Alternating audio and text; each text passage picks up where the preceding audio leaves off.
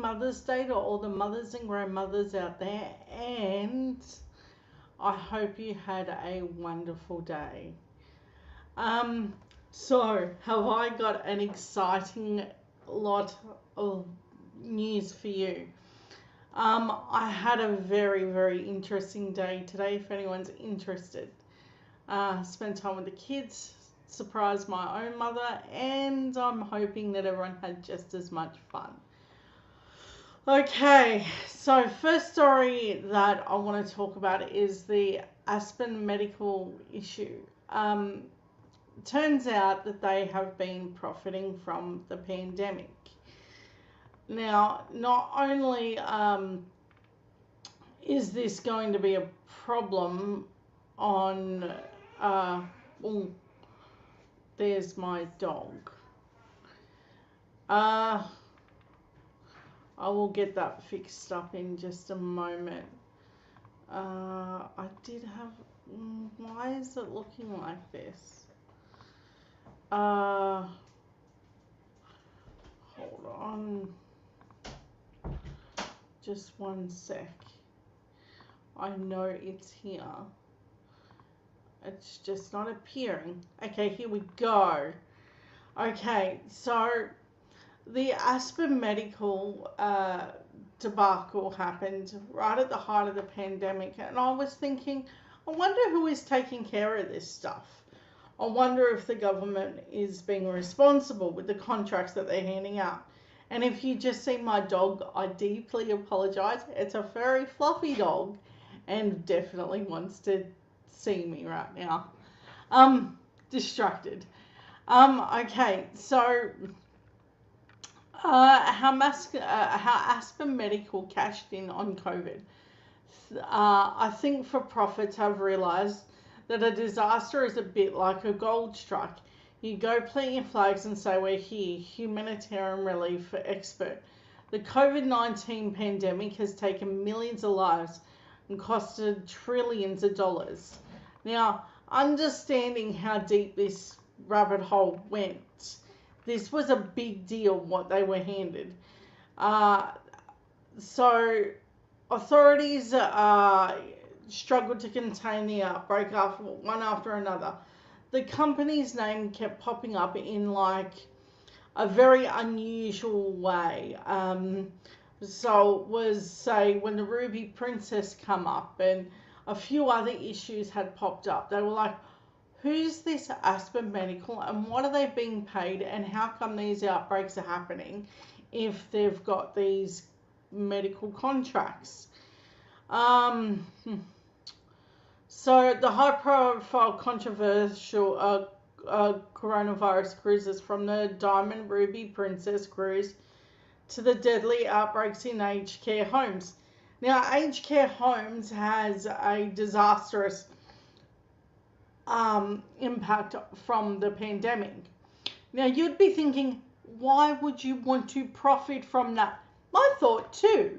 So I had a bit of a moment of going, oh, what if they were handed something that they shouldn't be and they had no experience in dealing with that?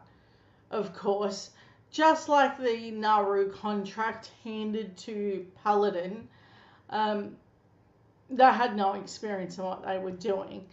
And like normal, it was for way more than what they should have gotten. No one knows where the money is, and they just profited off death. Yes, you read that. You heard that right. They profited off death. Now, this wouldn't be such a big problem if they had experience in it. What we paid them would not have mattered if for the fact that they knew what they were doing. But it was clear as these sorts of things happened that they were ill-equipped for what they were doing. There's no question that there is an industry around trying to exploit as much money as you can get. Public Health Advisor.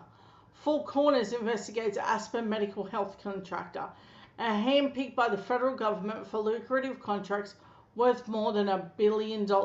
Because, of course, And rather than checking whether these people were equipped to do this job, they stuck with the old age. Well, it doesn't matter if they ask for the money, we're going to hand them the money, like the Great Barrier Reef Fund. They were handed $500 million to fix up the Great Barrier Reef, and no one knows where the money is. And the people that were handed this money talked about it like they were handed a lottery ticket. There's been no oversight into it. There's nothing, basically. It's like a lot of these contracts, like the water envoy portfolio that Barnaby Joyce was handed. There's water that was bought somewhere, apparently. You can't see it or ask for a FOIA request of where it is. But it exists, apparently. And that was worth 3 times more than what it was worth. That's what we paid for water that no one can see or ask about. The same thing with this medical contract. You have to keep your eyes on the prize here. This isn't just handing out contracts. This is handing out contracts to people that do not know what they are doing. This Aspen medical saga is going to be a way bigger story. It's just waiting for the right moment to bubble over, especially when you're dealing with more than $1 billion. Okay, where's the accountability? Who holds the federal government accountable for these failings? Who? My sense is Aspen just keeps getting rewarded for a bad performance. Daughter of an aged care resident. The program examines why Aspen Medical was chosen to carry out the contracts, what role in its top level of political connections played, and when the company delivered on its promises and contractual obligations. They were unable to provide a sufficient number and experienced workforce to safely care for those vulnerable residents. Now that's where the rubber meets the road. That, for me, that moment right there where you're able to overlook something like this and then say, well, what's the difference between this, the water envoy portfolio that Barnaby Joyce was handed, and the Great Barrier Reef Fund? What do they all have in common? They're all parts of a federal government that do not have the ability to properly deal out these contracts with proper oversight. This is where my belief that ICAC would be an excellent implementation of looking at these sorts of things. There should be a body that oversees how this is done. In every regulatory situation, you can't just do this. Say if a private business did this, they would be held negligible by that standard. That is where it comes from. So you can't just walk around and say, well, we can hand $500 million to the Great Barrier Reef Fund. We won't see that money again, and that won't matter. If you were a private business, you couldn't do that. You couldn't tell your business partners, hey, yeah, we're going to buy water and we don't have to prove that we actually bought the water, but there's water there. Imagine filling that out on your tax return. But it doesn't end there. This particular contract has a particular odious smell about it because, like normal, there is a political connection. Now, that's what Four Corners is looking into. And you can see that they're profiting from the pandemic. Now, what I want to see is who is on that board and how many political connections they had to gain it. Because we are now at the point where if we don't know who has it and why, I'm not understanding how we figure this stuff out. Look, the only hope that I've got at this point is if a Labor government is elected to look at things like the Aspen Medical and how they bungled the aged care saga and how they were handed this contract. What is the government's role in handing that contract to this company? What is the government's connection to the Great Barrier Reef Fund and that one? What is the one with the water? These are all loose ends that need tying up. Now, to me, I'm looking at it from the 30,000 feet view, way up. And if I was Scott Morrison, I would be scared of this one. This one has potential for negligence. This one literally costs lives. See, all the other ones were just weird little rorts, like your weird little color-coded schemes. This one literally cost lives. So looking at this kind of rort, this didn't just come with a rort and an ill-equipped system. This came with someone, loads of people literally losing their lives and handed a contract that they were not capable of dealing with it. I'm not at the stage where I need to put a family member into a home, but my God, if they had died because of something like this, I would be furious to know that the federal government not only bungled it on one level, but two. So they failed the response and then tried to sabotage everyone else's response in the pandemic. I'm not done. Not only did they do that, but then when they were told to respond, the response team goes, we'll just hand this contract over to a buddy. See, there's so many ways that this stinks to high heaven, and there's a reason I'm angry about it. I'm hoping that as time goes on, we're going to hear more about it and why that happened. But I truly, truly think we are in a dire situation within the aged care industry, because Labor does have a policy to look at all of these matters. I want to be absolutely clear about that. But I think that there's more to it than just looking into it and improving standards. I think we're going to have to look back, and we're going to have to tell families what happened to them. Because you want to know that if you're putting your family in a home, that's because they would be given the best level of care. So we need to look back at what we did to these people. Otherwise, it's not great. And I'm truly hoping that's what we can do. Because if we don't, we're in a bit of trouble. All right. So the next one I've got is hold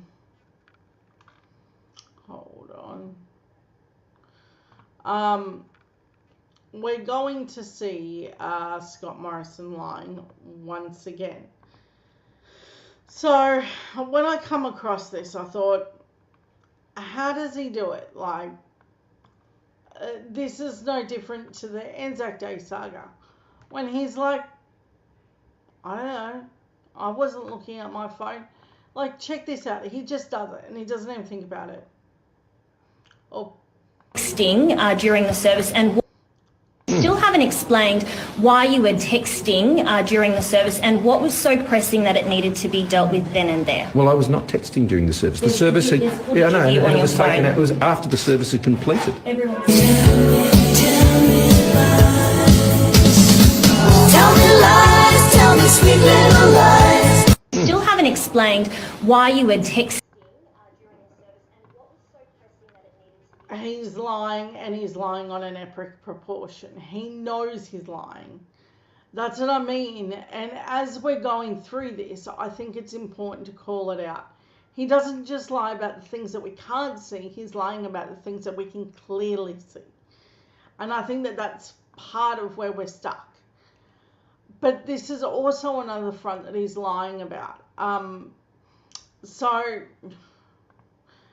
I want to talk about a cost of living story that I come across.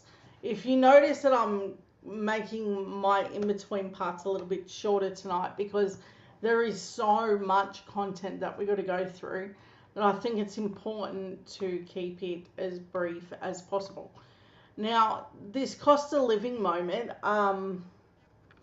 this is a promise that he's making. Now, we will see. if it even stacks up, because typically what we find out that he's all promises and bluster and doesn't actually do anything. But we could be wrong. The election campaign, with Labor claiming Australia is suffering a cost of living crisis. The Prime Minister has responded by shielding the payments of almost 900,000 retirees from the rate rise.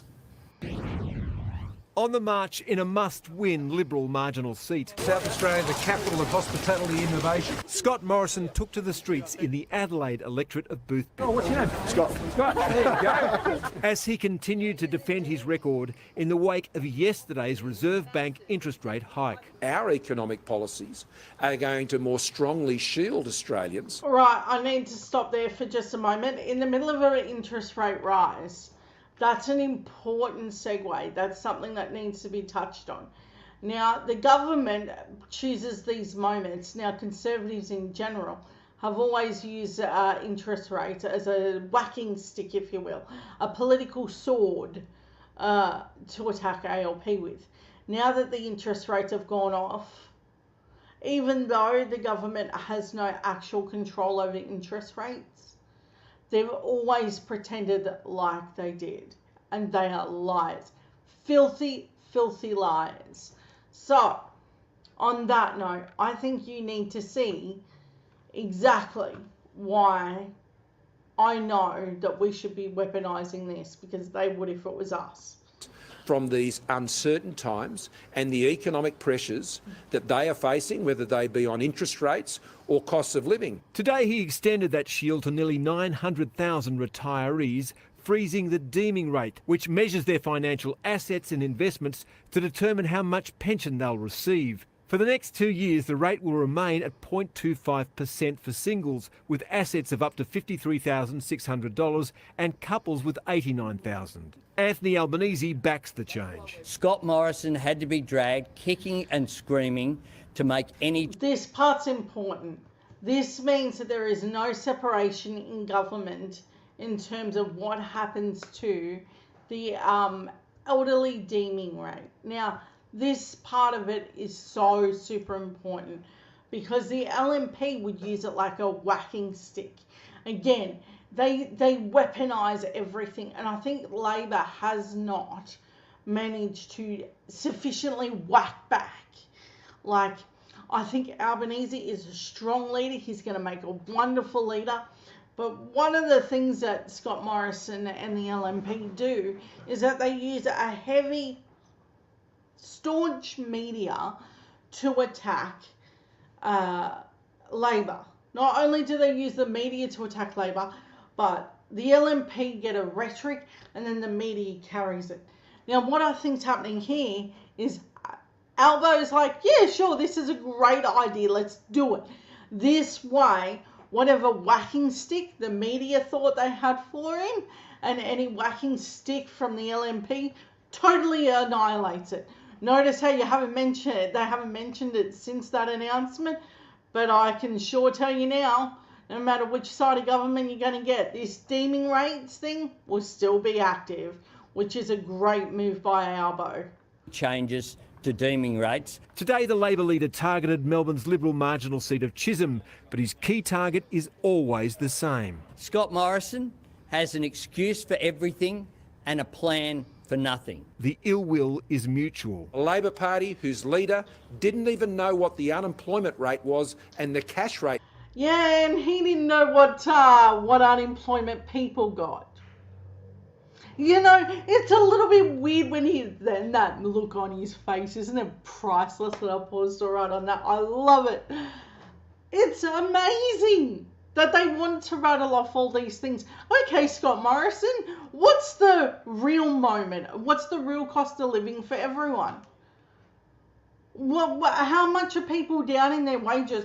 What's the cost of living difference? So for my average wage, how much am I short to make sure that my cost of living is okay in an average wage limit? Those are the questions that they need to know so they can understand exactly what we're dealing with.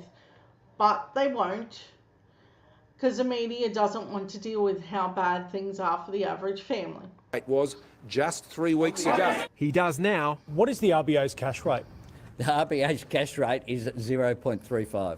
Rising inflation and the interest rate hike gives Labor the weapon it needs to bludgeon the government over its traditional strength of economic management. The defining issue of this election is the full-blown cost of living crisis which has emerged on the Morrison government's watch. He said the biggest test of the Morrison government's management of the pandemic would be what happens to jobs and unemployment.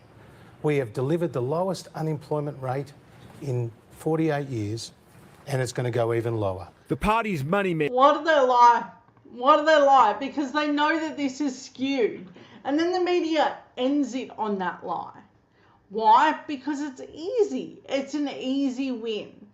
And if you can't tell, they've got skin in the game, and the media shouldn't. And it's dishonest at its core. And that's why I need to stop what they're doing. Then went head-to-head today. The next Leaders' Debate is on 9 on Sunday night. Chris Ullman, 9 News. Yeah. And I hear Costello has a special viewing box for that particular one. So, okay. We have next up, what if Pauline Hanson had hidden candidates? So, what if you ran a political campaign and no one knew that you had candidates running? What if you were so deceptive that you just put a name on a piece of paper, didn't make up a proper website, botched everything up, and no one knew that that candidate was even sitting? On election day they might see it, but there's no real call flutes or anything. It's just on the ballot.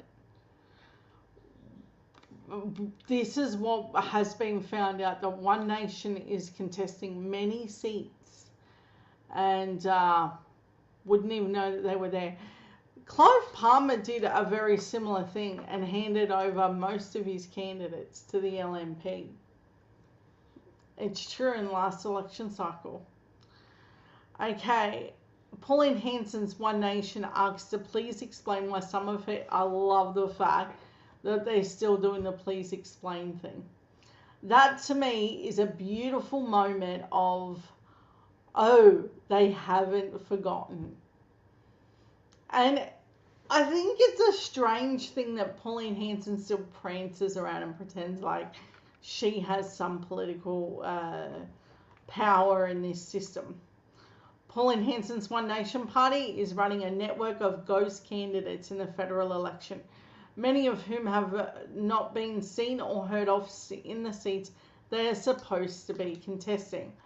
That's weird, right? It is weird, even on a small scale. The ABC has counted at least a dozen invisible candidates.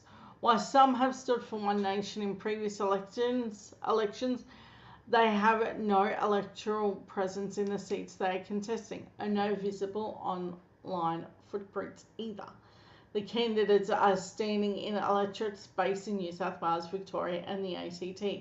Many also live far away from the seats they are vying to represent, including some in Tasmania and Queensland. Vanessa Atkinson, for instance, the One Nation candidate for the seat of Marlee in Victoria, lives 1,500 kilometres away near Bundaberg in Queensland.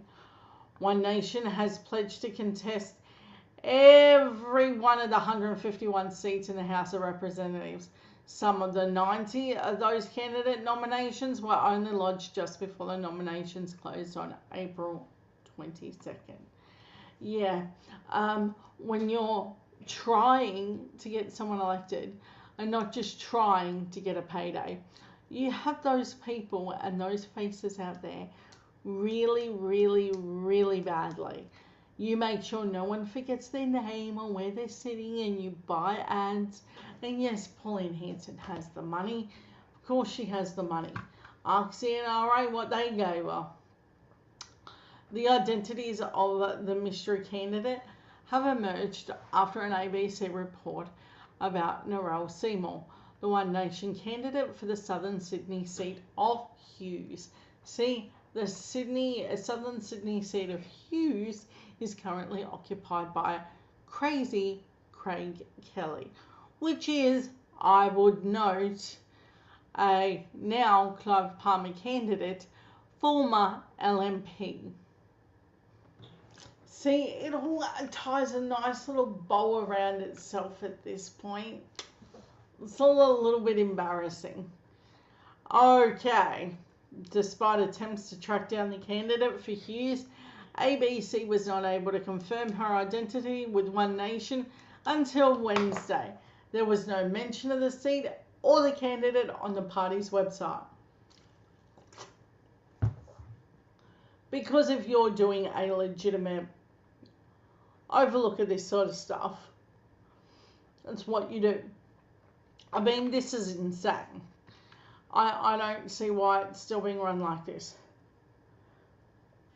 2 New South Wales residents on the electoral roll contacted by the ABC also denied being the elusive One Nation candidate. It's so weird. On Wednesday, the ABC reporter who made inquiries of the residents in Wagga Wagga to the suburb listed in the Australian Electoral Commission nomination form was told by a man entering the front door that Miss Seymour was unwell. When asked if Miss Seymour was a One Nation candidate, the man told the reporter that he knew nothing about her being a political candidate. Huh. Didn't even know she was a candidate. Bit weird, but I will continue. So,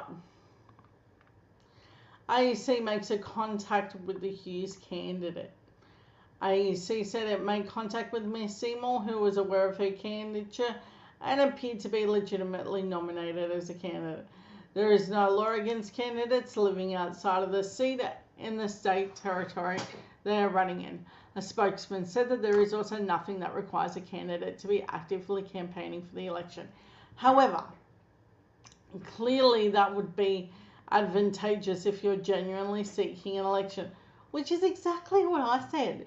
If you're genuinely running a campaign, you're not going to fake it. It's weird, and stop doing it. I have no idea why that's happening. Okay, on Wednesday, the One Nation website belatedly added a profile for Narelle Seymour, but the photo of the campaign on how to vote flyer on the webpage featured Pauline Hanson, One Nation Senator candidate Kate McCullough. In fact, the photo of Miss McCullough appears to be on multiple candidate pages, and there are also photos of what clearly male candidates on the profile pages of female One Nation candidates. No. Of course they did. Okay. The Hattie Bunga, this is like classic. This is so Pauline. Miss Seymour is described her One Nation biography as a former resident in Queensland and now lives in New South Wales. A mother of 4, Miss Seymour is also noted as having been a member of the SES for 13 years and currently working at the aged care sector. Miss Seymour, however, failed to appear at a candidate forum held in the electorate on Wednesday night. The forum convener, David Ackroyd, introduced 5 of the 7 candidates, including sitting member and former Liberal Craig Kelly. I don't think he's going to win it. Yeah. He's too bad. Crazy. He really is. We have endured, we have endowed to contact Narelle Seymour for One Nation, he told the audience, but we've not received any responses yet. Linda Seymour, no relation to any of the other attending forum, made a point of emphasising she was not Narelle Seymour, a very important distinction. She quipped from the room. One Nation has begun to has asked for comment about these, but did not respond to the deadline given. Electoral law expert Graham Orr told the ABC, but that while there is nothing untoward about One Nation placing candidates from other states in seats, it was unusual. I suspect there is a reason, because One Nation Party is struggling to find full suite of 150 candidates, which is not surprising given its orientation, organisation a bit haphazard. It is competing for pools of candidates in the United Australia Party with the Liberal Democratic Party and many other what we would call right-wing libertarian and conservative movements that have sprung up, particularly since COVID. It's deceptive, and that's how they operate. None of it is honest or being real with you. That's my take on it. But hold on, I may have jumped the gun here. Charity. Now, charity is something that I am a major fan of. Without charity, there would be loads more problems. So, Liberal MP uses a charity testimonial on a flyer distribution during the electoral campaign without its consent. Trevor Evans, see, this comes off the back of Josh Frydenberg doing the exact same thing. They shouldn't be allowed to stand doing this sort of stuff. Trevor Evans defends the use of quotes from registered charities, despite inclusion potentially breaching the political advocacy rules. Follow our Australian News live blog for the latest updates. Oh no, hold on. A charity has deemed Queensland Liberal MP to stop using a testimonial and promotional material, saying it did not consent to its use. In a pamphlet titled "What Are the Locals Really Saying About Trevor Evans?", the MP quotes 3 charities from the Parajamia Foundation, Ginger Cloud Foundation and Arts Access, with the former 2 also quoted on his website. All 3 registered charities are bound by rules to prevent them from advocating for particular political parties or candidates. The material does not explicitly advocate for a vote for Evans, but was distributed weeks out from the May 21st election. So he's lying. But I don't know how Scott Morrison keeps them on. This isn't just lying a little, this is lying a lot. And it's going to have major implications for the party, hopefully, on election day. And that is my particular hope for all of this, is that it will be handled way better come election day. And we won't be putting up with this. So, I have a question for Josh Frydenberg. Why are you being so weird this campaign? So this is where I want to start. Okay. Oh. $1 billion. We were the only country.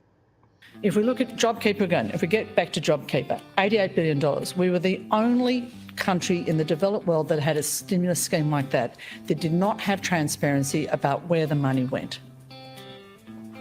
What I have found out is that Crown Casino, which had 15,000 employees, received $115 million in JobKeeper. But universities, which have 130,000 employees, none. Gina Rinehart's old school, St Hilda's in Perth, $4.8 million in JobKeeper. In Perth.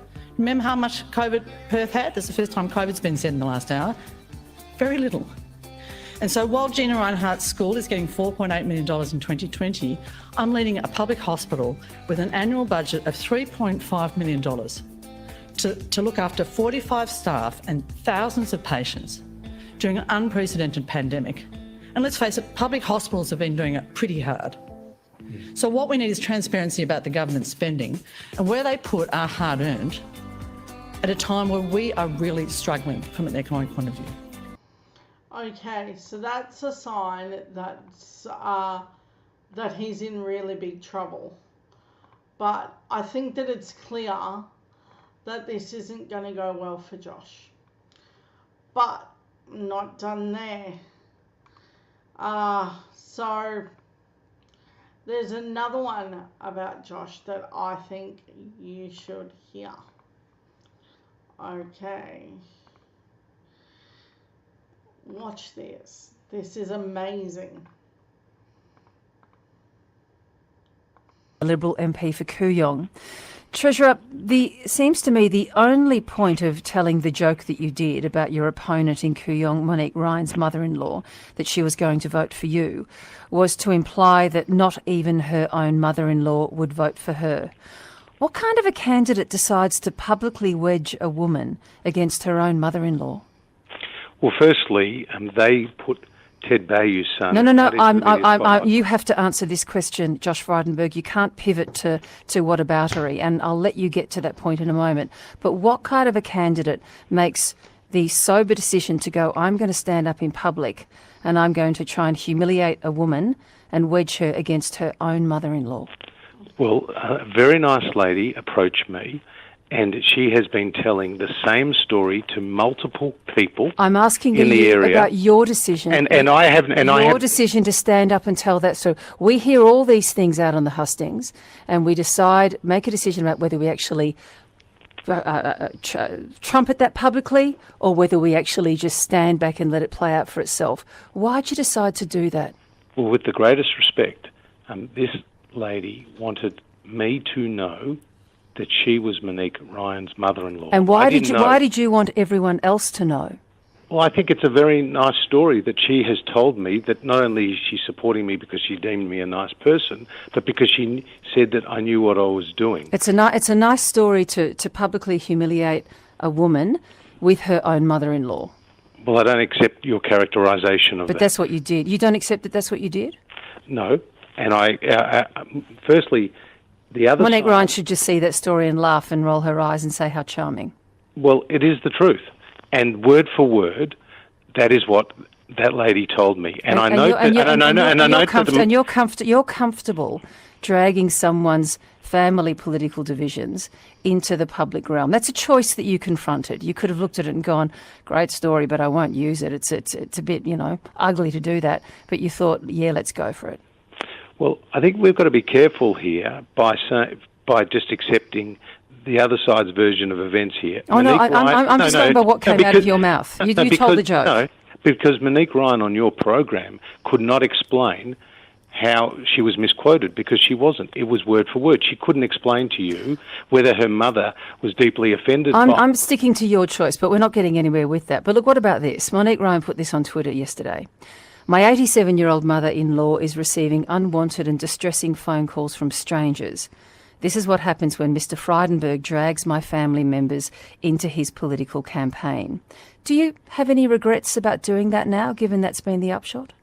I don't have any regrets, and if that is what is occurring, and obviously I've not been told firsthand by her mother-in-law that is what is occurring, then that is unfortunate. But I don't know who would be ringing her and why they would be ringing her. All I do know is that she has told multiple people the same story that she has told me, that she will be supporting me in the election because she says I know what I'm doing. Will you repeat this story? Will you go to other events and tell this joke again? Well, you're asking me about it today, and I'm repeating the story. It was very clear.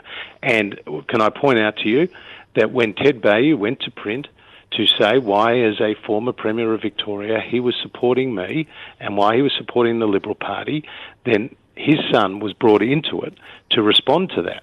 Now, the only reason why his son's name was on the page was because of his surname. I've heard you use this story before. Let me just point out a couple of things that don't seem to make any sense to me. Ted Baillieu's son is not related to Monique Ryan, so there's actually no connection there. And he wasn't brought into it. He's a grown-up man who makes his own decisions. Yeah, so, as usual, this is how they conduct themselves. No class, no grace. They thought it was funny to laugh at an elderly woman and make a joke about her because she's related to your opponent. It's sickening. It has no value to the political discourse. But, you know, Josh, why not? And that's part of my problem with this political campaign, is that nothing is too shameful for them to attempt. But, I mean, I would be looking at this if I was Josh Frydenberg and saying, probably going to lose this. They're not just going to lose this a little, they're going to lose this by a bit. Liberal polling predicts losses for Josh Frydenberg and Tim Wilson. Oh. The Federal Coalition's pathway to victory appears to be narrowing, with some Liberals now conceding they see no way to win a majority in government in the current internal pollings. There is also heightened concern around the Treasurer Josh Frydenberg. Prospects of retaining the once blue ribbon Melbourne seat of Kooyong against independent challenger Dr. Monique Ryan. The Saturday paper understands that the Liberal polling shows that Frydenberg's primary vote currently tracking at 42%. This is about 2% lower than it needs to be to ensure he can withstand a likely preference flow to Ryan's favour. For the Greens and Labor voters, the polling is also believed to suggest that the Assistant Minister Tim Wilson is headed for defeat at the hands of another independent, former ABC journalist Zoe Daniel. The Melbourne Bayside seat of Goldstein, with Wilson currently recording a primary vote of just 37%. These are just a slew of races where the Liberals, previously in safe seats, face serious threat from teal independents, who are receiving funding support from the Climate 200 organisation established by businessman Simon Holmes à Court. Now, let me stop there for just a moment. Simon Holmes à Court is on Twitter. You can actively talk to him and he responds. Now, I could go into pull up many tweets that he has responded to me on, but I'd invite you to have a conversation with him about why he did what he did. It's interesting to watch this thing play out. I think for many of us, we didn't think that independence would be such an important role. But if it unseats the LNP and the LNP are uncomfortable with these candidates, it looks like they're going to be in a very difficult position. Okay, fall contests are particularly tight, with North Sydney Wentworth adding the Liberals challengers in Kooyong, Goldstein, a fifth in Rob Presley, who is not a Teal candidate but endorsed by former Independent MP Cathy McGowan, and her Voice of Movement is now believed to be a strong chance of taking the Shepparton-based regional Victorian seat of Nichols from the Nationals. A minority coalition government remains possible on both major parties, but the current internal polling, but in the event of a hung parliament, would require support from any successful Teal independents, and they have campaigned hard against the incumbent Liberals, and specifically against their policies on climate change and for a Federal Integrity Commission, policies that Prime Minister Scott Morrison said he will not change, and to gain that support. Morrison is likely to have a jettison or modify the positions after the election. That's going to be the thing here. Simon Holmes à Court, when you engage him on Twitter, it makes sense to see what he did. See, these are seats that Labor can't win. It's not that they can't win. They do have candidates running in most of them. It's that they've never been won before, particularly the seat of Kooyong. It is a blue ribbon seat, and it has never been held by Labor, like never. I think it's 153 years, I was reading. This is no small contest. If you're underneath the assumption that this contest is going to be a one and done, easy win, we're out of here, it's not. So these Teal candidates do have purpose. It does unseat the Liberals. But here's my staunch warning. If you know of a Labor candidate in your area that can win, I would preference that one first. Every time. Because Independents do have a shady character. Take Jackie Lambie, for instance. Doesn't she say all the right things at the right moments? Then when it really gets down to the brass tacks, she concedes that the Liberal Party is for her. That's why I have an issue with how this has been conducted. But that's for a later discussion. And then the normal scare campaign that a hung parliament would be chaos. But Senator Crossbench Jackie Lambie argues the opposite. I think it'll make for a better democracy. See, and we're back to Jackie Lambie. If it was so good for democracy, Jackie, why do a deal with the LNP when they threaten to lock you up? You look a little bit weird and unhinged at this point, lady. We're done with you. The only deal that you wanted to do was with the Morrison government. So, Jackie Lambie, if you want to claim that it's better that you're an independent, prove that you're better. Make your voting record better. Prove that you're so independent of the LNP. See, I'm disgusted that that's the first person that they turn to. Someone that has given this government support for the cashless welfare card and support to attack refugees. No, I'm done. I'm done playing with these people. They know what to say to get elected, but once they're elected, they're like, come here, you liberal. I'm deeply unimpressed at their performance. And they're going to show me that they're worth anyone's vote. Well, I admit it'll be good to see Josh Frydenberg out of his seat. I need to see Monique Ryan not do what most of these other ones have done. So we'll see what happens if she gets their win. And I will be impressed either which way. I think it's good for the people that it happens. But, I mean, we will see. So, check this out since we're talking about Josh. This is weird, okay? This is how desperate he's getting. I need to minimize this. So you get to see how weird this looks. I looked at it and I thought, out of all the things I've seen today, why is this part of his campaign? This is weird, right? This isn't just me that's like, hey, normal campaigning. Who was it? You would have to pay these people to walk around. And why are they all walking together? And why is it looking like their bum is on the... I don't know. It looks like it's coming towards you, but he's actually walking away, and it's him to a T. It's hard not to agree with that. Look at it. It's gross and weird, and why? Just why? It's not everything that the LNP do at this point.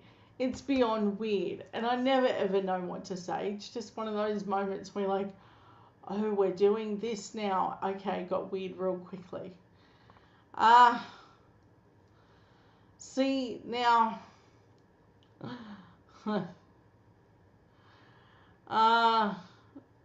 this one, I think, is going to be the moment for Josh, where I think he's going to find himself in really, really big trouble. See, they went through this whole thing to brag and go, hey, we did this amazing deal on the Port of Darwin. Wasn't it wonderful? And then they went with, no, this was a great idea, right? And mocked Labor heartedly for it. In fact, it was such a mocking situation that I wasn't sure how it would be received. Well, time has done its thing, and it's now set in stone, and the LNP are humiliated, as they should be. The moment they were shown this glorious photo of basking in the light of this stupid, pathetic deal of the Port of Darwin, they were like, yeah, okay, we get it now. But it's too late. You hand the Chinese a 99-year lease of the Port of Darwin, it's gone now, suckers. And you know what's worse? You're going to be paying for this one. this isn't just this one. There's also one in Newcastle that I hear that they got. And here's the thing, is that they tried to use this as a whacking tool against Labor. Come election time, Labor knew what they were saying. They were saying, hey, don't do this. Don't do this deal like this. You know, do a little bit more, add a little bit more criteria to it. Didn't want to do it. Couldn't see this one biting you monumentally on the arse, could you? And I mean, this isn't one deal that they do like this. They've done many. But, I mean, I think that that's the other thing that you can clearly see the difference between Labor and Liberal. Labor says, hey, you know, we shouldn't be doing live sheep exports. And the LNP stomps its little fists and goes, oh, really? We'll just double it. And people are like, why would you want to keep doing dumb deals where people do not want you to do it? And then think, oh, come election time, they're so going to want me as a candidate. It's a weird thing to do. Stop doing this. If this hasn't taught you anything, it's stop doing dodgy deals. And maybe, I don't know, put the country you live in at interest first. Weird people. I don't know why we're still doing this. I don't know why they needed to explain to them what they're doing is wrong. Okay. So, the interest rates. This is a story that I think is going to be an interesting topic. Now, as we're talking about interest rates, as we did earlier, that they're now at 5.1. Now, you have cost of living in one box. Then you've got interest rates in the other. And then you've got wages right in the middle. And the wage is such a smaller box that interest rates and cost of living just aren't compatible anymore. I honestly know enough people that tell me, hey, yeah, it's getting harder and harder to put food on the table. So, what I think we're going to discuss now is interest rates. This is going to be the story that I think will impact most Australians come the election cycle being done. But here's why I think it's so bad. It's because the Morrison government puts it out there like they got it all figured out, and they don't.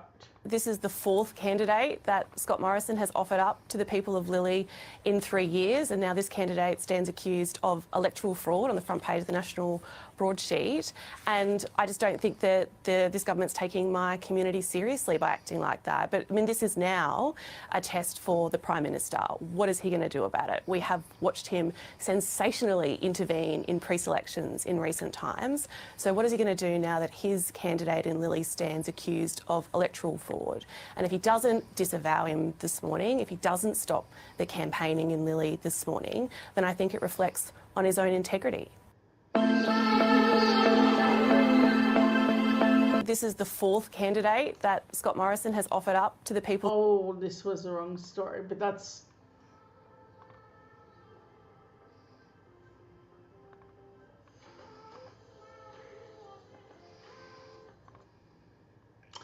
That was the wrong story. That had to tie in with another one that I did earlier. I think it's time to understand where we're at. They got candidates that shouldn't be standing. They got ones that are double doing, and I'm not sure if they really realise how bad this looks. Okay, so there is a lot of promises going around this election cycle, and I just want to make you aware of the ridiculous claims and the realistic ones in this election cycle. So, what is the LNP blamed for now that the LNP actually did? So,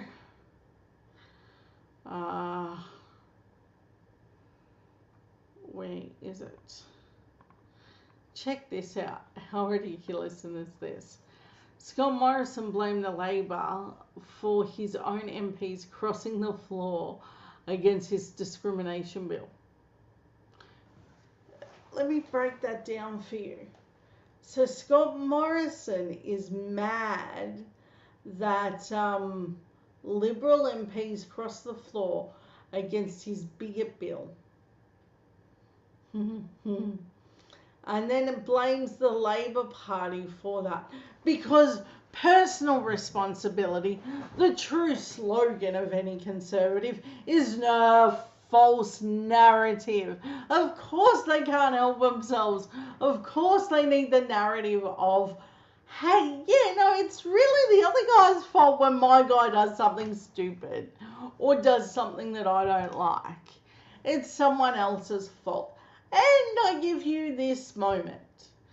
I think that there's always a moment where you realise that this is happening and that we're in this terrible political climate where the media will probably run with it like it's Labor's fault. Like, no, my party's failing, Labor's fault. It's an incredible position that Scott Morrison is blaming Labor for his own senators crossing the floor and then saying, no, I don't want to party your bigot bill. It's a bigot bill. How popular did you think it was going to be, Mr. Morrison? No. Before you answer that part, let's get to the part where you were dumb enough to propose a bigot bill. Months out from an election, like, let's be clear, you'd put that on the table for years. This is the third whack of this that you got. Ever since same-sex marriage was introduced, which did not threaten marriage, by the way, you weirdos, it just strengthened an institution. Because if you've got a 50% divorce rate, what makes that a little bit better? Making it a little bit harder in that sense to call it 50-50. Because if there's more people getting married, there's more people staying married. I think it'll fix things. But it's not just about that. Ever since same-sex marriage was put out there, now you've got these zealots from your party running around trying to do anti-abortion bills and bigot bills and why can't we say mean things to gay people? That's basically what this is. Oh, and Indigenous communities, hey, they've got nothing for them. So in every possible way, this is humiliating for the Morrison government. If he wants to pretend like he is playing on a national platform, my dear God, you cannot blame the Labor Party for your own ministers and senators crossing the floor on your bigot bill. It makes no sense. Why would that logically make sense? I don't know, in the world of Scott Morrison, it just does, and it fits. So that's where we are. Moving along nicely. So, the government is in caretaker mode, and ALP should have gotten invited to the Solomon Islands deal done with the Chinese. Why wasn't it not handed an invitation? Could it be that the LNP had nefariously kept them out of this because they knew that if Labor could stop it, it would have? See, Scott Morrison has had a humiliating record of saying nasty things to our Pacific nations, like water lapping at their door, or very derogatory comments about the Muslim community. Here's the deal. If you're going to be an awful human being, don't expect your neighbours to come knocking on your door. Our Pacific neighbours that are a multicultural amazingness of awesomeness that you chose to exclude in this moment. Granted, I didn't think that you could go any lower. But in caretaker mode, you know the rules, Morrison. Why didn't you adhere to the basic rules? Labor leader Anthony Albanese has questioned why the opposition wasn't invited to a meeting with Foreign Minister Marise Payne and her Solomon Islands counterpart after a controversial security deal was signed between the Pacific Island nations and China. Payne met with the Solomon Island Foreign Minister Jeremiah Mallee in Brisbane on Friday night after facing almost 3 weeks of criticism for not doing more to stop the deal being signed. See, when you have an alternative government that knows how to govern, why not invite them to the meeting? Why? Because it was easier for you to pretend like you knew how to govern. This is part of my issue with the LNP. They do things terribly and then they go, oh, we're in caretaker mode. We're not going to do things the way that you're supposed to in protocol and invite the opposition. They know caretaker mode, that means that they cannot make any formal decisions. It hasn't stopped them before, but here we are. Albanese on Saturday questioned why Labor's Foreign Affairs spokesman Penny Wong wasn't invited to the meetings, considering the government is in caretaker mode. Multiple sources confirmed that the opposition was briefed minutes before the meeting took place, but Wong was not invited to attend. They briefed her. So they left this shit show of a deal on that table, walked away from that table in caretaker mode, and then briefed her. That's like saying, hey, I just filled up this suitcase full of crap. I'm going to leave you with this suitcase full of crap. I know, good luck getting rid of the suitcase full of crap, because now it's all just crap. Doesn't matter if you could have turned it into gold or anything else. We've now just left you crap. That's part of why this government isn't responsible. It doesn't have a forward vision. It has a malicious intent for the nation. You don't make jokes about water lapping at someone's door in the middle of a climate crisis. Look, I know that they don't think they're ever being heard, but this was a public event. For those of you who think it's, like they shouldn't have been overheard or whatever from the media, think of it like this. You go to a very public place. You can hear the cameras clicking. You can see the mics being set up. It's probably not a good idea to joke water is lapping at someone's door in the middle of a climate crisis. It's a little bit insensitive. The deal between the Solomon Islands Prime Minister Messiah Sevore government and Beijing could see Chinese naval vessels and troops based less than 2,000 kilometres off the Australian east coast and cut off vital supply lines to the US Asia in the event of conflict. See, just like they did in the for Taiwan. See, this looks real bad. And then handing them the Port of Darwin and then the Newcastle port. No, you handed them two of our biggest ports. You were like, how can I screw this up anymore? I don't know, hand them the Port of Darwin. What could possibly go wrong? I don't know, let's make it doubly bad. We'll hand them the Port of Newcastle while we're at it. If you know China have moments of blocking people from getting what they need, why would you hand them ports? You idiots. It's reckless at best. At worst, you look like dummies. It's stupid. Australian fears it could pave the way for a permanent Chinese military presence in the Solomon Islands. Prime Minister Scott Morrison has criticised the Chinese government for insisting the text of the agreement be kept secret. I don't know. How many deals have you kept secret, Scott Morrison? There's a $500,000 one that our taxpayer dollar went to that I would like to know a little story about. That would be an interesting tale that you told, don't you think? See, it's a little bit weird when you critique one government for being secretive, but while also being secretive. See how that works? That's why you need ICAC, dummy. It's incredible to watch these people at play. They have no idea in looking at future plans. And then if you ask Michaelia Cash, what are your future plans of the party? I don't know, I'm just trying to get over the next 2 weeks to see if we win the election. So you're not going to promise anything to people. No, why would I do that? See, they've got no vision for the nation. This Pacific Island deal is just one of many, and the Port of Darwin and Newcastle, one of many that they do like this. And they do not care about you in any way, shape or form. But don't take my word for it. Take Scott Morrison's. While they're laughing about water lapping at their door. It's a disgrace, and it's not part of our political neighbour that we need to have.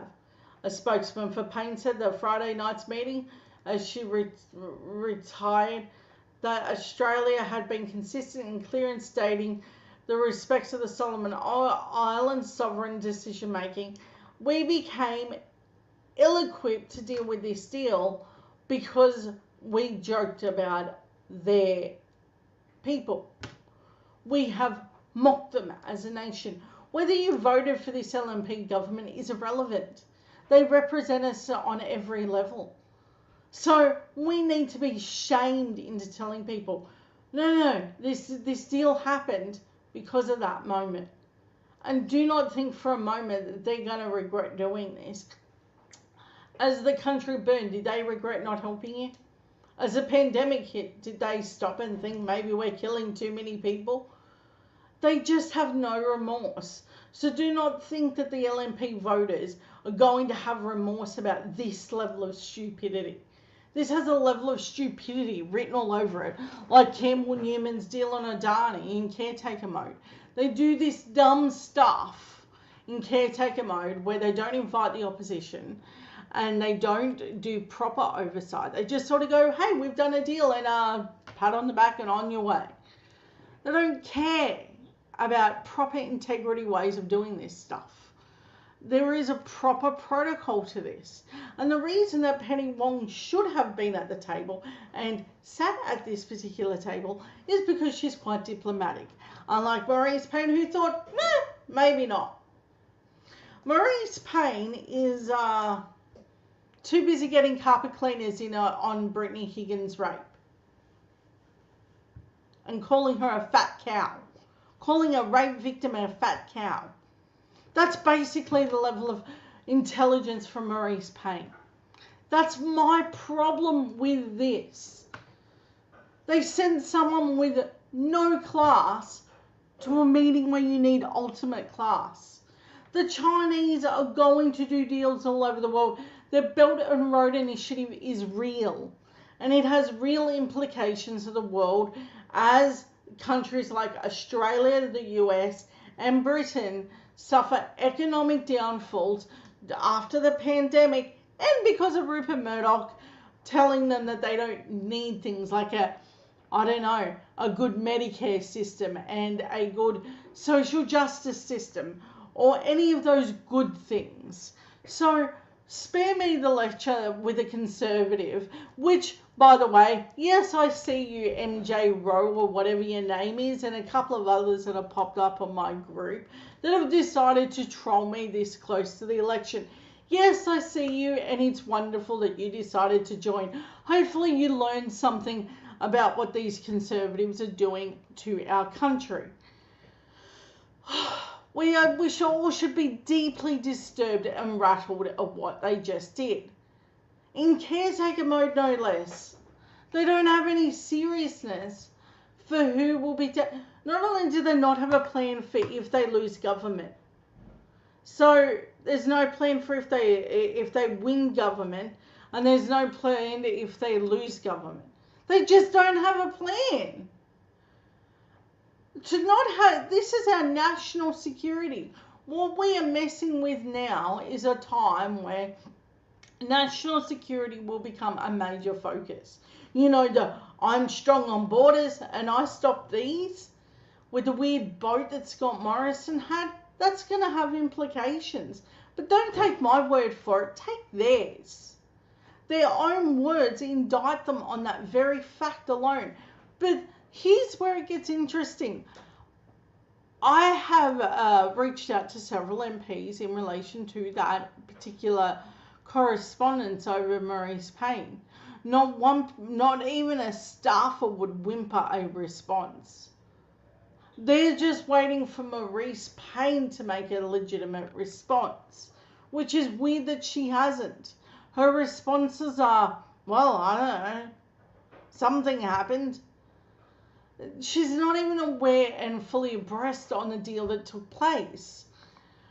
It's disgraceful. But, you know, the next story I want to get to, which is just as disappointing, what did we pay $500,000 for? For hush money. Why are taxpayers paying that?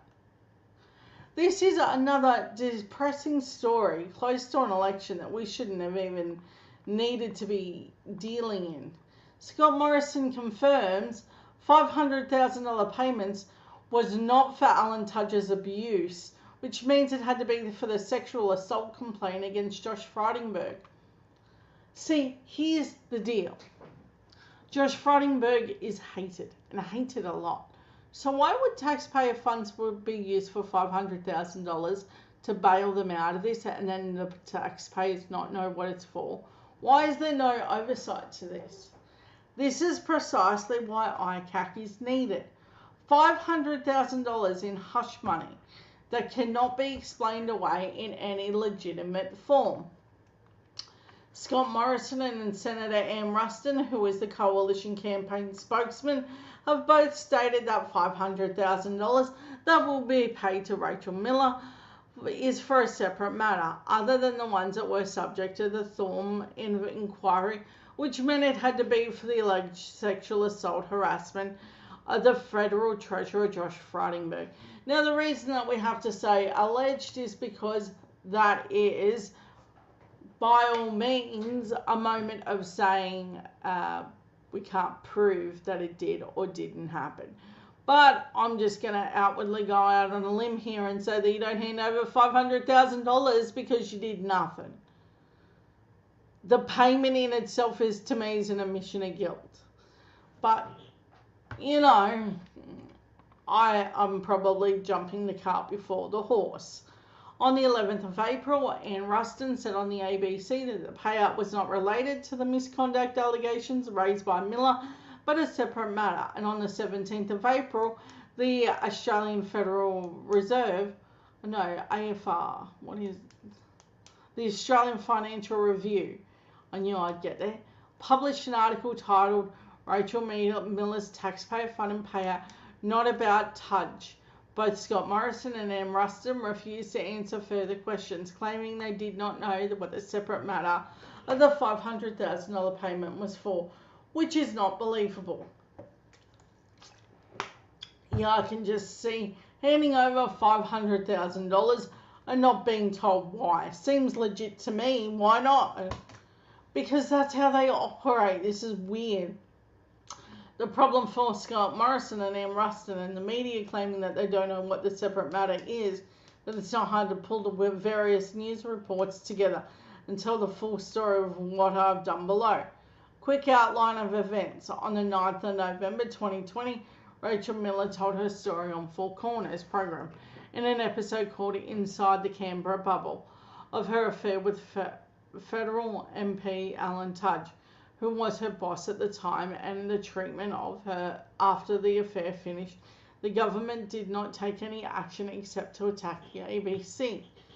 On the 28th of February 2021, it was reported that former Liberal staffer Rachel Miller has engaged lawyers to bring a workplace harassment suit against now Education Minister Alan Tudge and Employment Minister Michaelia Cash. On the 2nd of December 2021, Rachel Miller made new claims against Alan Tudge that were abusive and that Mr. Tudge stood aside as Federal Education Minister, and Scott Morrison announced investigation to be carried out by the former bureaucrat of Vivian Thorne. On the 30th of January 2022, Rachel Miller published reasons on Twitter that she would not participate in the Thorne inquiry, which included but was not limited to, because she did not think it was an independent and serious investigation and would not investigate allegations that might amount to criminal conduct. On the 4th of May 2022, Thorm inquiry report was handed to the government, and the Prime Minister, Scott Morrison, published a media statement that said, Dr. Thorm found that there evidence considered in the inquiry does not provide a basis for finding that Mr. Tudge's conduct breached the Ministerial Code of Standards. I have accepted her advice. On the 11th of April 2022, it was reported that Alan Tudge's ex-lover, Rachel Miller, to secure $500,000 for an affair with Liberal Minister by Samantha Maiden. While the $500,000 might be a right reason for the payment, as reported by Samantha Maiden for the affair, Liberal Minister is wrong given other media reports and statements by Scott Morrison and Anne Ruston. On the 11th of April 2022, Anne Ruston said on the ABC radio the payout was not related to the misconduct of the allegations raised by Miller, but as a separate matter. I do not have any knowledge of the particular issue and has not been raised. My understanding is that the matter is not related to the issue and that they were subject to a Thorm inquiry, which found that Mr. Tudge had not breached the ministerial standards. My understanding that it is a separate matter and being handled by the Department of Finance, and you'll need to direct the questions to them. On the 13th of April 2022, Rachel Miller's lawyers published an email sent to the government lawyers releasing the government from a non-disclosure agreement on Scott Morrison could answer media questions on the issue. On the 16th of April, Saturday paper published an article, Exclusive Harassment Claims Against Another Liberal MP by Karen Middleton, which starts off. A former government staffer moves to settle a $500,000 complaint over mistreatment. New details emerge of sexual harassment she allegedly suffered from another Liberal MP. The former government staffer, who had accused several senior MP Alan Tudge of abusing her during past consensual affair, has alleged another Liberal politician sexually harassed her at Parliament House more than a decade ago. The account is understood to form part of a negotiated settlement with the Commonwealth, reported to be worth more than $500,000.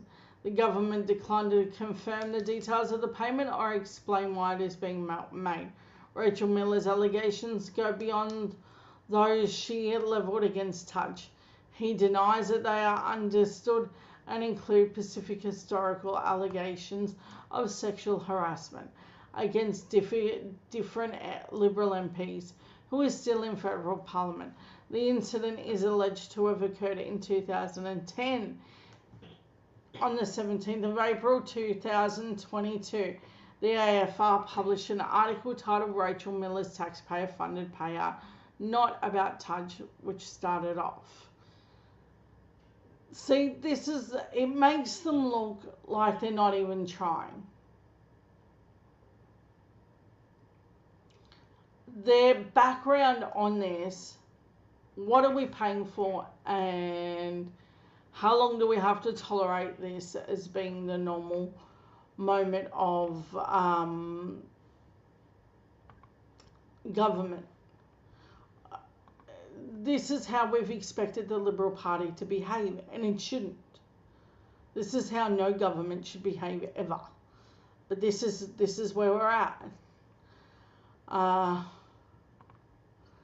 Okay, so next one I want to do, I meant to do this earlier, but it just come up. Okay. I'm going to make sure it's good to go. If interest rates were to rise, then the government should be accountable for those things, and as a result, the government should not be elected. Authorised by P. Erickson, ALP, Canberra. If interest rates were to rise, then the government should be accountable for those things, and as a result, the government should not be elected. See, they kind of write their own little weird moment, and it makes them look humiliating. If the government has a moment where interest rates rise, from Scott Morrison's own words, that government shouldn't be elected. Interest rate rise, what's your call, Scott Morrison? See, when Labor can cut an ad where you've clearly made a claim, that's embarrassing for you. But This is another story that I think you should see. This one interests me a lot. So there is this new idea of a death tax, and of course they can't help themselves. This is not a death tax. Coalition claims on Labor housing scheme fall flat with experts. Okay, Checkmate is a weekly newsletter from RMIT Fact Lab, which recaps the latest in the world of fact-checking and misinformation, drawing on the world of Fact Lab and its sister organisation RMIT Fact Check. On May 6, 2022, this week's Checkmate, we debunked the social media claims that Labor's new housing policy constitutes a death tax. See, it's the same old diatribe, just new way of classing it, because they cannot come up with a new smear. They need to introduce that Labor are all about taxing with zero evidence, and then when they're made false, kind of gets nowhere. Okay. Liberal MP Anne Ruston said poverty does not exist in Australia. Of course she said that. We are correct. We also correct the record on COVID and jobs deaths among US millennials and round up the latest election fact checking. No tax on death tax or otherwise in Labor's housing scheme, experts say.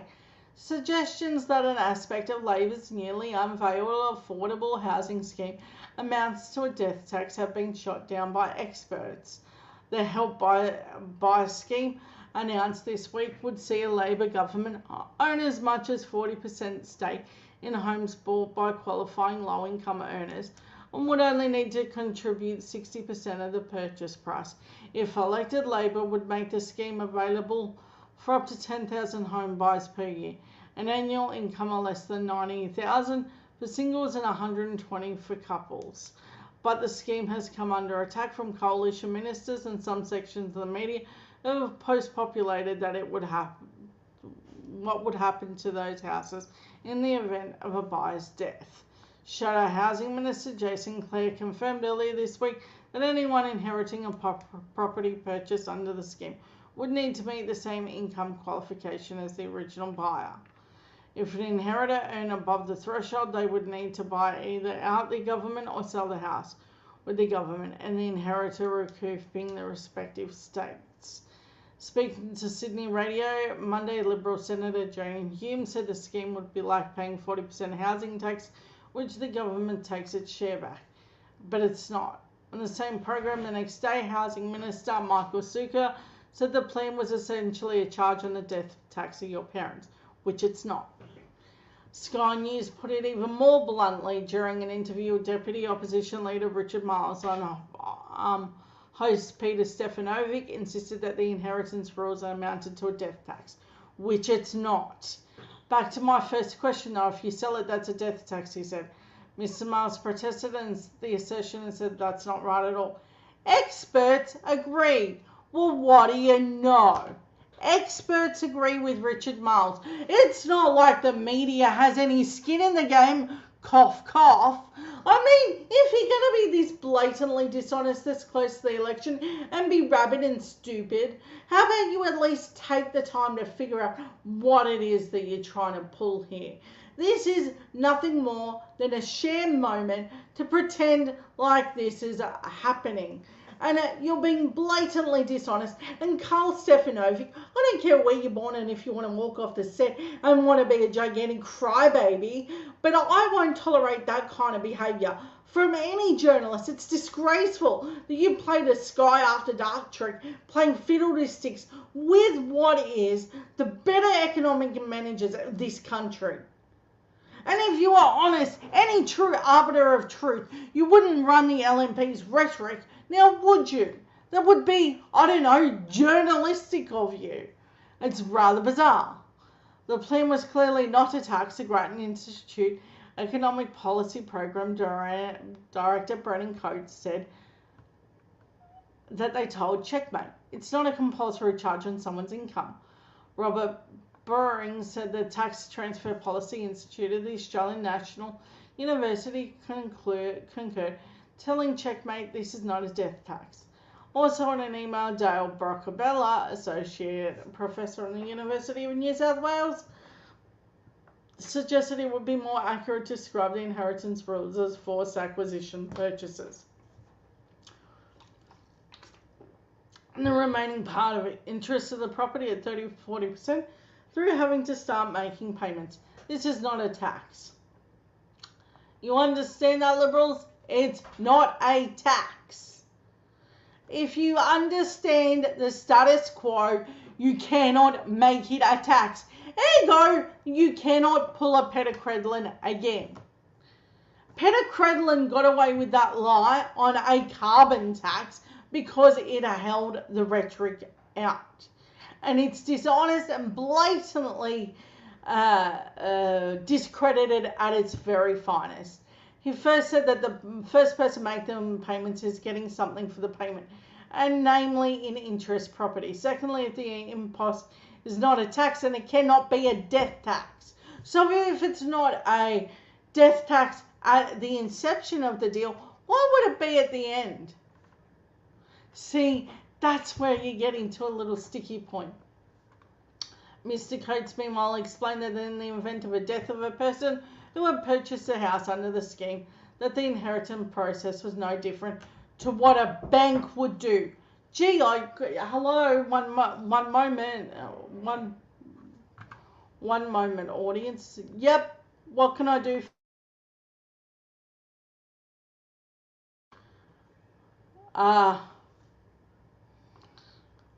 Mr. Coates, meanwhile, explained that in the event of a death, a person who purchased a house under the scheme was no different to what a bank would do. If you have an outstanding mortgage on a property and someone passes away unexpectedly, the property would be sold.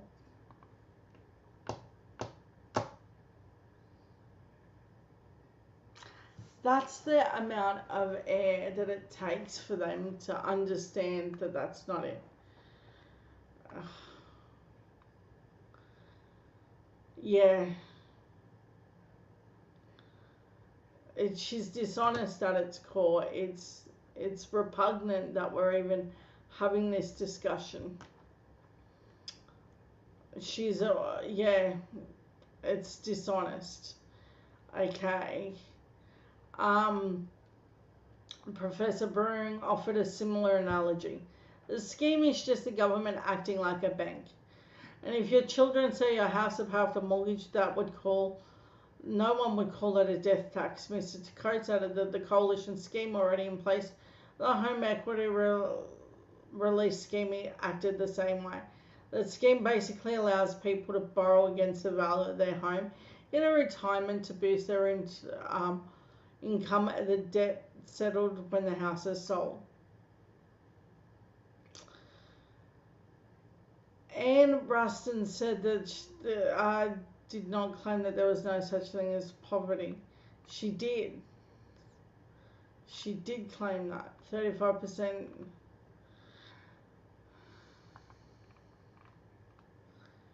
Oh. Okay, there's loads of claims there, and that's for another moment. Okay. So, if you're wondering at this point of the show, what would a responsible government do? Well, they wouldn't need a weird lot of journalists doing stuff like this. So, this is the scheme. It's kind of weird that the media had the talking points of the government. One could say that it was almost as if they were seeing something that into the future. Or one could just admit that they had dinner with said media outlets and that the media outlets have been bought and paid for by, I don't know, Peter Costello. See, Scott Morrison needs friendly news networks like 9 and Sky and 7, and then to mess around with the ABC's mastheads. Why? Because if you're running such a terrible job of government, why would you need to be a proper player?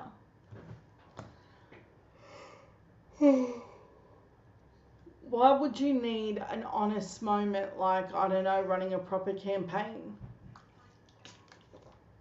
It's weird how the media already knew what Prime Minister Scott Morrison was going to say, and saying that they labelled him as weak and not fit to hold the highest political office because you can't hide behind someone else when you don't know the answers. I don't know. You could just lie about him like Scott Morrison does about not texting during the Anzac Day service. It's a little weird. So, if they want to go around and pretend like ALP is hiding, well, one has to wonder, what are they truly hiding? This was their weird headline. News Corp propaganda in full swing. This is it. And all across the nation, they've got Scott Morrison looking like a less than articulate man. He needed his family to bail him out of this. This is it. This is as good as it gets.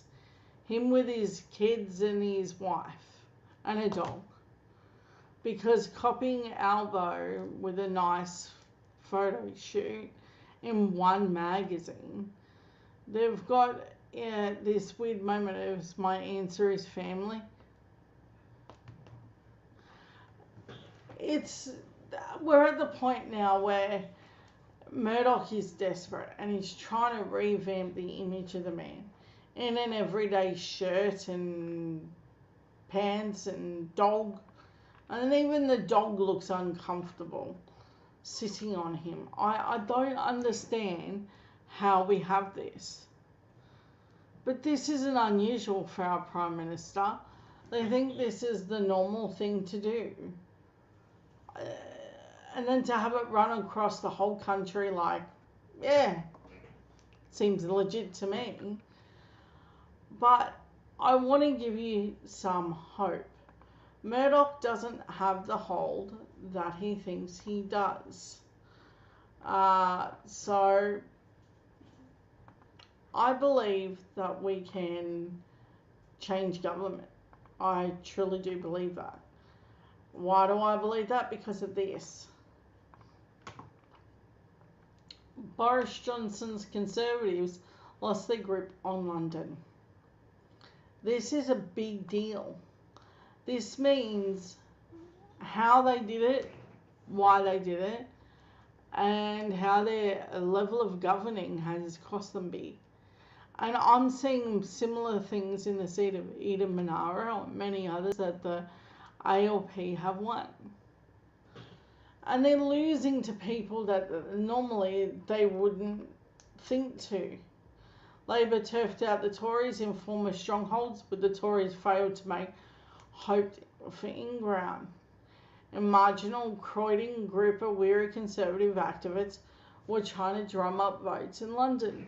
The Council of Elections, in the dying hours of polling day, when they bumped into a group of Labor campaigners who said, "We sent our thank you letters to Boris," because Boris Johnson is unpopular. On the other side of the capital, a few hours later, and counting under the way, Labor candidate in a no-hope area was woken in the middle of the night to sped urgently to the court in a taxi in an unexpected victory loom.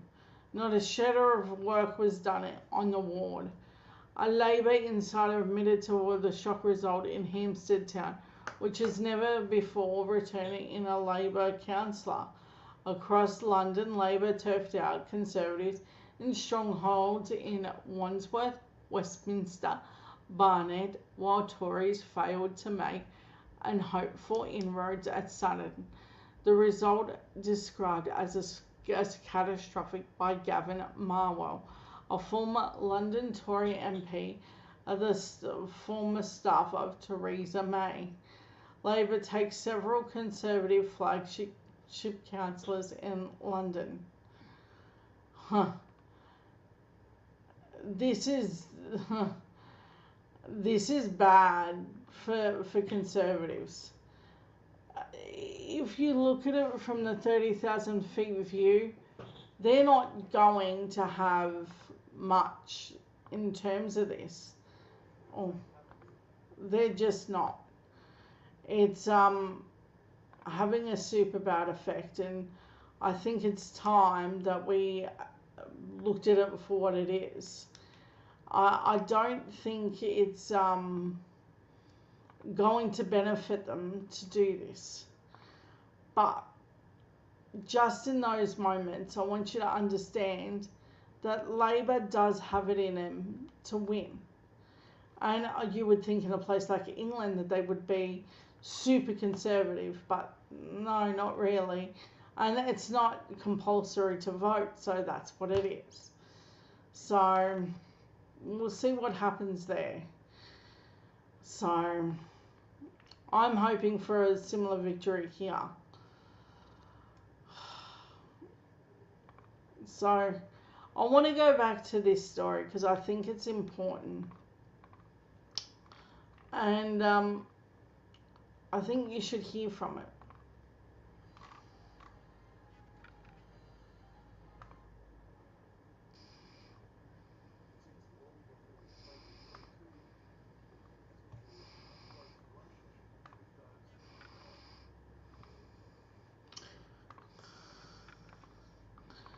Hold on.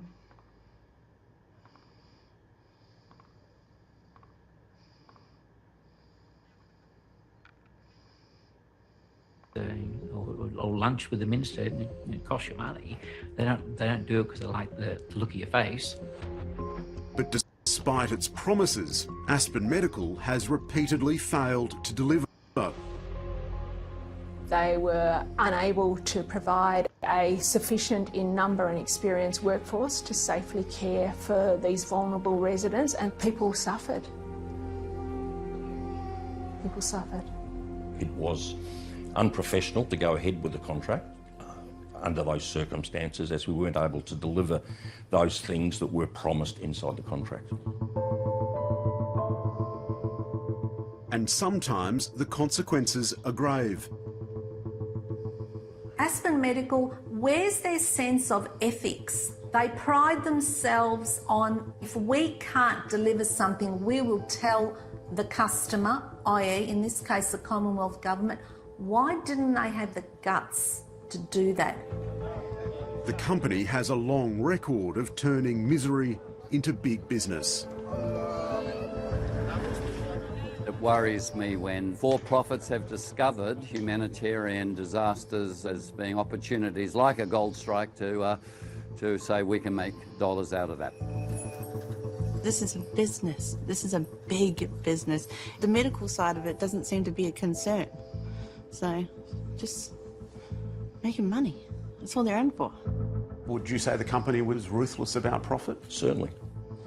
Tonight on Four Corners, we investigate Aspen Medical and ask how this company, with its top-level political connections, so profited from the pandemic. We also reveal how it's been embroiled in an international criminal investigation into corruption and money laundering.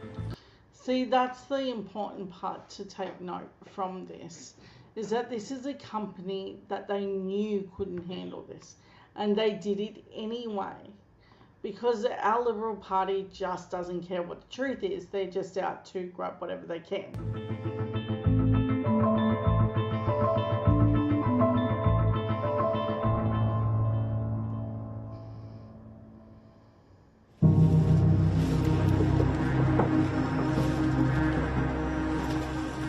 Plans and the capabilities are in place here in Australia to deal with issues of this nature. We have the national medical stockpile, which is available and from which masks are being deployed. As the COVID-19 pandemic took hold in early 2020, the federal government was suddenly plunged into a fierce international contest to secure supplies of vital personal protective equipment. The supply chain, which we relied on, it collapsed. People were fearful, worried, they didn't know what was happening, so we needed an enormous amount of PPE urgently. Everybody was in the same boat. Every advanced country was chasing every potential PPE and prepared to pay a lot of money for it.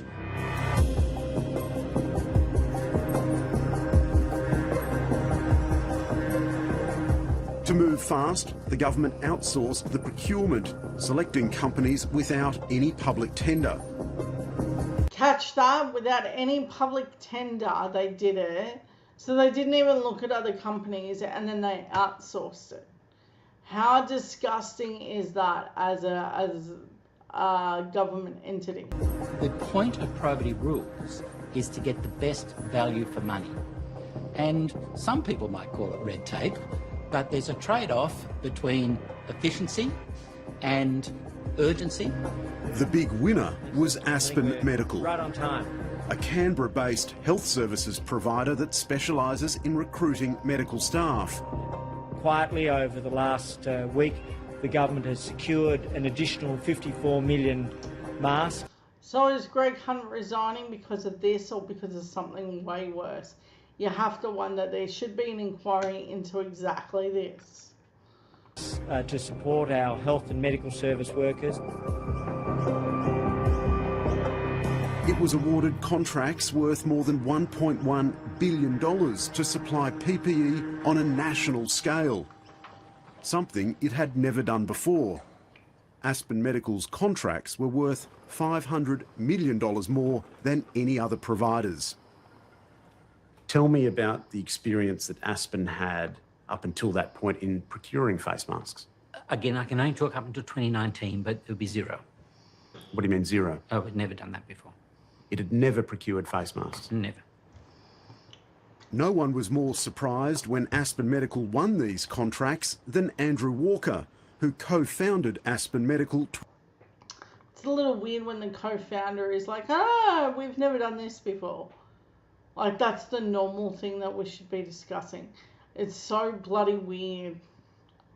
20 years ago, he quit the company in 2019 and set up a rival firm after a bitter boardroom dispute over Aspen Medical's poor financial performance.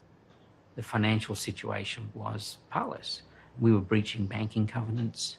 We'd had multiple years of multi-million-dollar losses, coupled with multiple years of multi-revenue declines and a shrinking balance sheet. It's been a remarkable turnaround. A few years ago, Aspen Medical was in the red, but in just 2 years, it secured $1.6 billion in revenue. The bulk of this money is from pandemic contracts awarded without public tender, and its pre-tax profit, $420 million, or 25%. They did the same thing with the Nauru contract to that little firm Paladin with the weird shit. And this is how they operate. It's dishonest to its core and it needs investigating.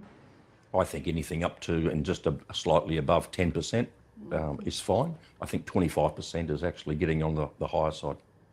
Gouging? Oh, one could interpret it as that, yes.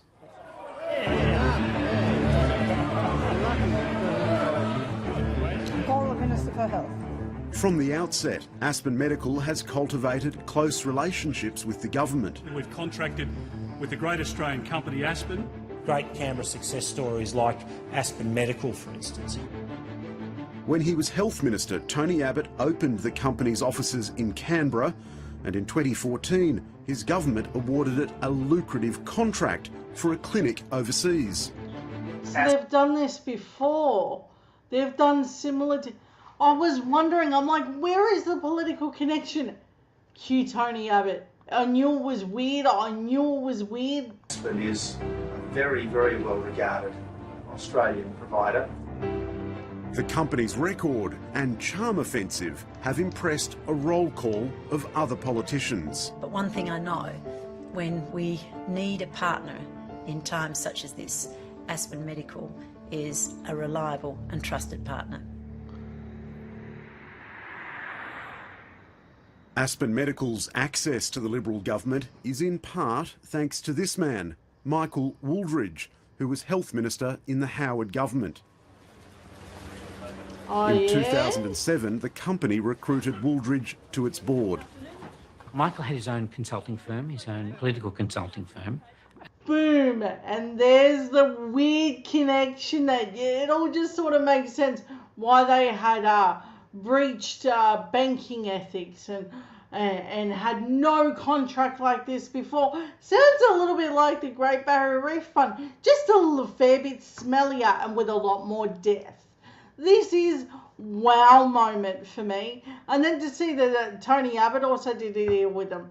This is as dodgy as it gets. And we engaged that consulting firm separate to Michael's position on the board. But yes, Michael's a very astute political operator, and he was able to help Aspen in how to traverse some of the Why would it be political? Why should any of this be political? It was a pandemic. There's nothing political about death. But here we are. The shit show still arrives. Meanwhile, they were in charge of aged care and Ruby Princess. Who could have figured that one out? See, this is what I mean. They're so damn dishonest. Political pitfalls you can get as a contractor. In 2014, Michael Wooldridge was banned from acting as a company director by the corporate regulator after the collapse of a retirement village investment scheme. Mr. Wooldridge was one of 5 former directors fined by the federal court. However, he continued to attend Aspen Medical's board meetings as an advisor. To my very good friend Michael Wooldridge. Wooldridge has maintained close contacts in the Liberal Party. Greg Hunt has spoken fondly of enjoying his company.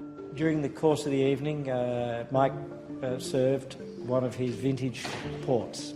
He's very proud of his vintage port. Hunt and Wooldridge go back many years. Obviously, Greg Hunt is a politician, Michael's a politician. I'm sure that they are well known to each other.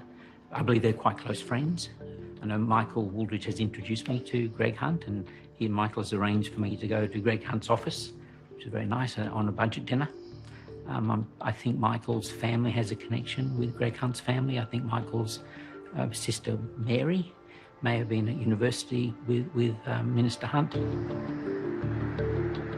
In a statement, a spokesman for Greg Hunt said he recalled meeting Wooldridge and Aspen Medical during a budget night when he would have met hundreds of people.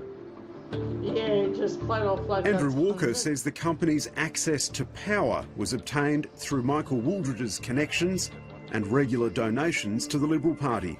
Well, that's absolute rubbish. He did give access. It's paid access. You have a dinner with the minister.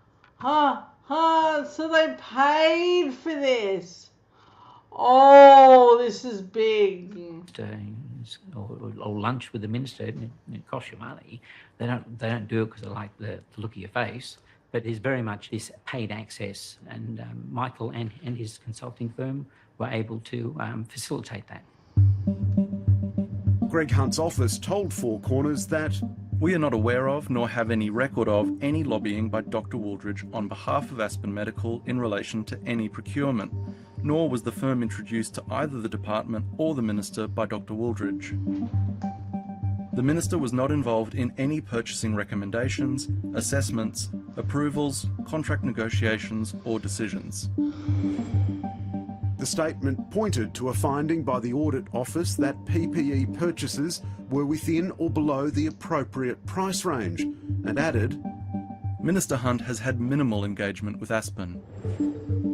However, Four Corners has obtained a letter of commendation for Aspen Medical, written and signed by Greg Hunt in the midst of the PPE negotiations.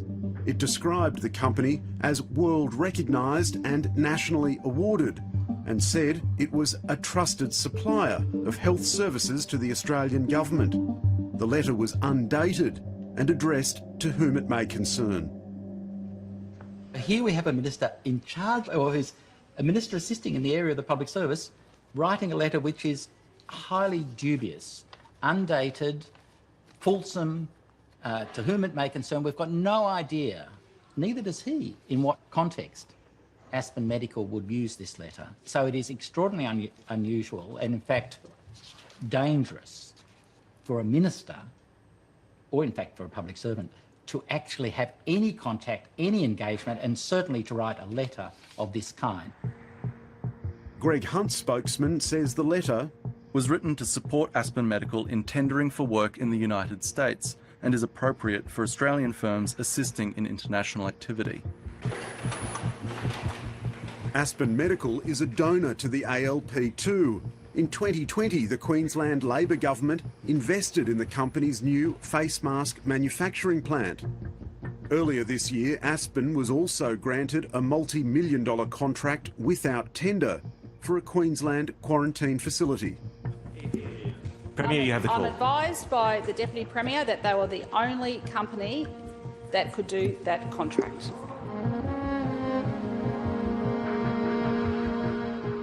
In April 2020, Aspen Medical seized another golden opportunity, a deal now worth $45 million, which also didn't go to a public tender. This time, it was to provide a surge workforce to aged care homes ravaged by coronavirus. Yet again, it was a job Aspen Medical had never done before, and no one knew how they would find the staff. They were unable to provide a sufficient in number and experienced workforce to safely care for these vulnerable residents. And they wouldn't have been able to, even if the residents were stable, and this was a time where a significant percentage of the residents in these facilities were not stable because they were suffering from COVID-19 infection and its many attendant problems. In July, Aspen Medical was among a number of government contractors called into St Basil's Home for the Aged in Melbourne to replace scores of workers. But by 6:35 p.m, the night before those Aspen staff were due to arrive, the company had found only 7 people to attend. It emailed the government admitting, "I appreciate it's not a pretty picture." 2 minutes later, the government replied, "Not just ugly, completely inadequate. We need people there for 7 a.m. It's almost like they led the Commonwealth government on. And of course, when push came to shove and people's lives were on the stake, my mother, her life was on the line. Christine Golding's mother, Aphraxia, was one of 117 residents living there in July 2020 when the surge workforce took over. They failed. And, you know, I'm not talking about providing a commodity, a product. I'm talking about people's lives, their inability to pull the pin and say, we're not getting involved in this. People are going to die, potentially. People will definitely suffer. I was completely shocked and horrified. I was, because I'd been in multiple meetings where we had discussed our concerns that there would not be sufficient staff to be able to provide care. Dr. Sandra Brown, a geriatrician from the local hospital, witnessed what happened next and filed a scathing report to the Victorian Health Department. It said, "Yesterday we felt we were enabling neglect."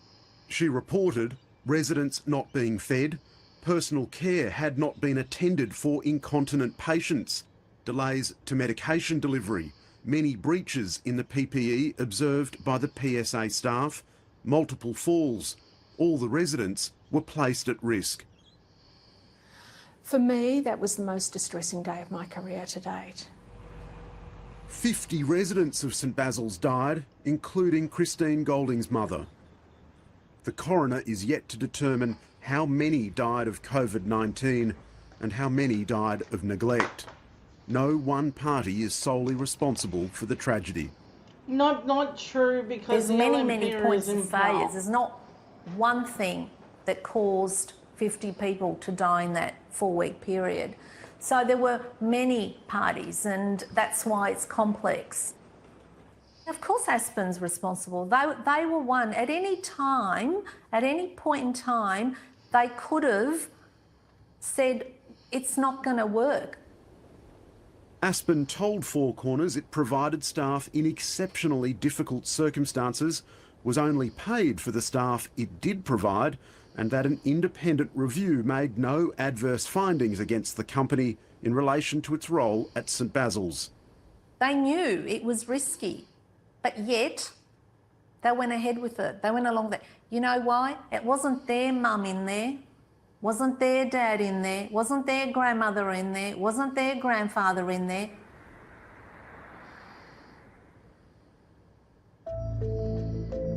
This was not the first time Aspen's work under a federal contract was called into question.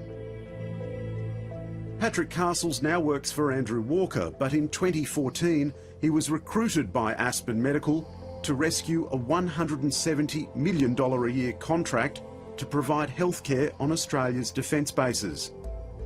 It was a very rocky marriage from day one, and it never improved. And it became quite personal and bitter between some of the parties. Defence were not happy with Aspen? Not at all.